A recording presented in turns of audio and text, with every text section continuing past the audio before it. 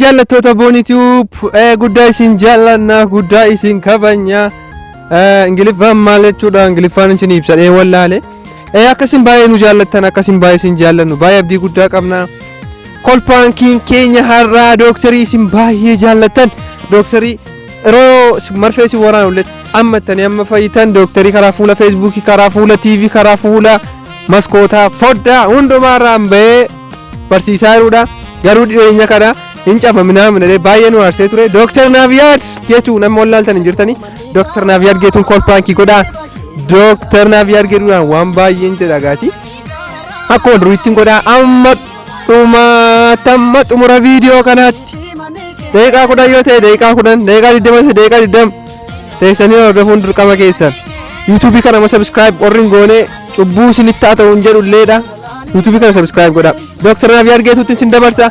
amma xumuraat turti gaarin isiniin jedha nagaa keessanii jira kuno Dr Nafyad bili ayyee hojii jirtu moo amma wajjinaan sa'uudhaaf saasaa wayiif sin barbaanne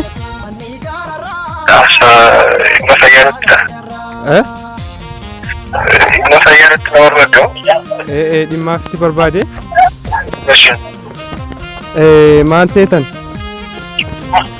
fayyaan ka walqabatedha yeroo dheeraa suudhaaf tokko lakki fayyaan ka haasaa gabaabdaa daqiiqaa 5 caalaan taatu ayyee dheengaddaa karaa fuula feesbuukii keessanii irratti waa laxxaftanii turtanii inni dhagaamaami dhagaan jira wanta sana namoonni feesbuukii irratti wanta wal jibbiinsa uumeedha isinis gruupii baay'ee guguddaa sababii qabdanii fi walitti bu'iinsa garaagaraa uumuudhaaf waa'ee cabuuf hin cabuu maal waan kaastan sana natti fakkaata dubbii ashmuriiti ayyee ETV irratti OBS irratti akka baatanii dubbattanitti wanta waan sana waan ibsitan hin qabdanii maaliif waan akkasii gootu jedheeni wanta sana tu ibsan irra xiqqoo isheen naaf ibsitanii ani dhimma nageenyaa wayitii wanta sana qulqulleessuu barbaadeeni lammaffaa immoo isin fuula feesbuukii irrattis namoota janajjanuun beekamtu ijoollee durbaa isin janajjantan illee baay'een isaanii maraatanii baay'een isaanii dhukkuba sammuu dhukkuboonni Dr Nafyad nu fuudhuu qaba kan jedhuun illee irra nagaa nutti ba'aa jiru kana kan wal qabatee fi waan baay'eedha egaa mee kana irratti ibsa yaada akkamii qabdu isin wanta kana irratti ibsa bal'aa karaa miidiyaa isin ilaalle wayyuu oduu sa'aatii 7 fudhannoo ETV irratti bahu oduu sa'aatii 7 eeguun qabnu nuun dhimma nageenyaa sababii taaneef amma qulqulleessinee amma intina komaander dhufaan jira amma qulqulleessuu barbaanne komaandara keenya akka miree maal jettereemu maaliif waan akkasii gootudha tokkoffaa immoo ijoollee durbaa maaliif garmalee janajjantu janajjanuun sirriidhaa kan jedhudha kanaaf simannaa kana hasiidha jechuudha ijoolleen durbaa onneen qabaman ijoolleen durbaa jaalalaan qabamanii maqaa keessanii fedhanii kuna waajjira jiru dubbachuu hin dandeessina bukkee ijoollee baay'ee jira kuna kan amma dhufanii kana irratti yaada akkamii qabdu mee maal jedhee geggeessuan ijoollee durbaa sana amma beekamaatu amma komaandara moo inspektara moo abbaasii fayyadee siyaasa hojjechiisuu himan ani geggeessaa itti gaafatamaa dhimma nageenyaa fi dhimma komishinara birgaati sitti baay'ee baankii ture baankii si aangoon kun sitti baay'ee akkuma gammadee mamadee qoosaa jirtu isiniin qoostu yeroo baay'een qoostu maaliif akka qoostan hin beeku dookter egaa haasaa keetu gara qoosaatti nama jettiidha qoosaa fidaa oromoon gaafa mammaaku oromoo maali guba oromoon hin mammaanne kana oromoon hin mammaanne kunis akka biraa keessa sin buusaara maqaballeessii hojjechaa jirtu oromoon waan akkasiin dubbatu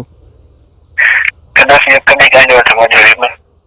tokko amma isin kan isin amma naa ibsuu qabdanii ijoollee durbaa maaliif akka malee janajjantanii jaalala keessa buustanii erga isaan jaalala keessa lixanii immoo dhiistanii badduudha kan hin jedhu kan kana jedhu ijoollee durbaa dhufee sitti mate moo situu akkaawuntii fi qabaatee ittiin hordofa kunooti biiroo keessa namaniiru kunooti amma nan gubadde bakka ganamas galgala sakkatti hojii hojjennu dhabneerra Dr Nafyad Dr infuune inni dokumentii kee yookaan ergi ittimnaati yookaan beeksisa baafnee si fuusifna bakka boleessa koo ngubanne nuuni akka waajjira keenyaatti. Ammati itti gaafatamaa dhimma fuudhaa fi heerumaati immoo itti gaafatamaa dhimma dubartootaati immoo itti gaafatamaa dandeessaa itti deemite eenyummaa kennu ibsee boleessu yeroo gamnuti. Ayyee rakki eenyummaa koo sattaa nutti isin ibsaa ani inspector general brigadier colonel ti Dr Nafyad. Amiin. Guddaa isin jaallannaa. Rakkoon qabu galatoon nama jibbeen beeku obboleessa ko. Guddaa isin jaallanna qoricha paracetamol gaaf tokko isin biraa bitadhe amma yoonaan liqimsee baay'ee itti gargaaramaan jira.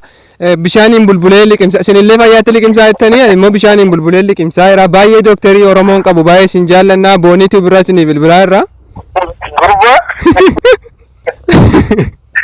Dooktarii qoricha gaafa